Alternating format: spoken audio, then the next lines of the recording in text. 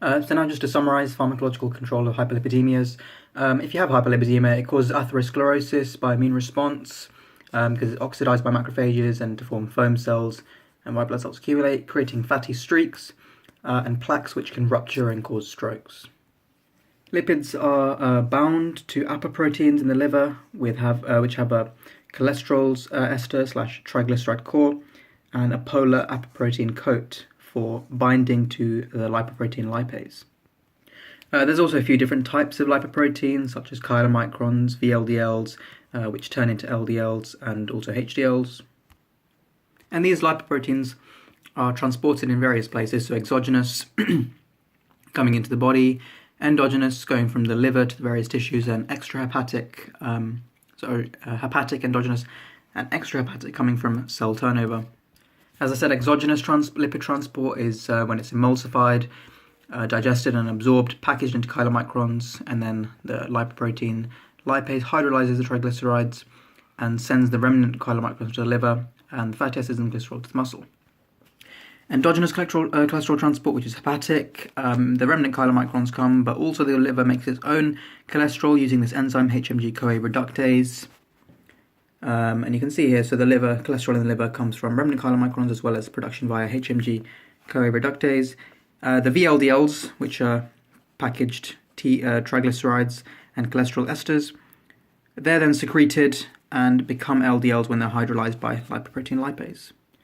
The extrahepatic lipoprotein transport is from cell turnover, and the cholesterol esters are transported as HDLs and transferred to LDLs, so HDLs promote LDL uptake by hepatocytes.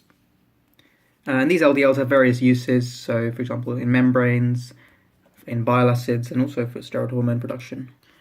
These are the normal levels, so LDLs about less than 3 and HDLs more than 1.2 millimoles per litre.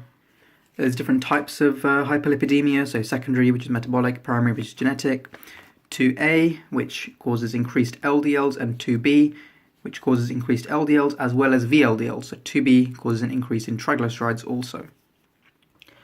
Statins inhibit HMG-CoA reductase, causing a slight cholesterol increase due to increased transcription of the enzyme, but they reduce LDLs overall because of increased LDL receptors. And as a side effect, this can cause hepatitis and muscle tenderness, myositis even. Bile acid binding resins can prevent the bile acids from being absorbed back into the enterohepatic circulation. And the difference between the bile acid resins and statins is that they cause an increase in triglycerides, smelly stools, diarrhea and nausea even, increased bile acid synthesis, but they also cause increased LDL receptors and therefore decreased LDLs. Ezetimibe blocks cholesterol and chylomicron absorption, and it can be used with statins, and it has no effect on vitamin absorption, and is also more potent than resins, so it's better than resins. Fibrates cause reduced VLDLs by increasing or stimulating lipoprotein lipase to break VLDLs down into LDLs, and then increases LDL uptake also. Nicotinic acid results in decreased triglyceride synthesis and therefore less VLDLs and LDLs. However, it has a few common side effects, which is why it's not really used. It causes red flush, itching, and gastrointestinal problems. Fish oils increase cholesterol, but they prevent heart attacks because they cause decreased clotting by altering the chemical structure of eicosanoids. If you have hyperlipidemia, which is cholesterol-based, then you'd use statins and ezetimibe and resin, whereas if it's triglyceride-based, then you'd use statins as a primary prevention, which is listed here.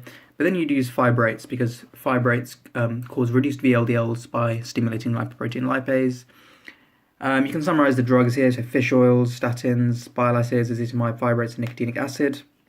And if you remember this sentence here, you can remember all the drugs pretty much, so statins, ezetimibe, fibrates, resins, and nicotinic acid. Some easy fools, roast nuggets.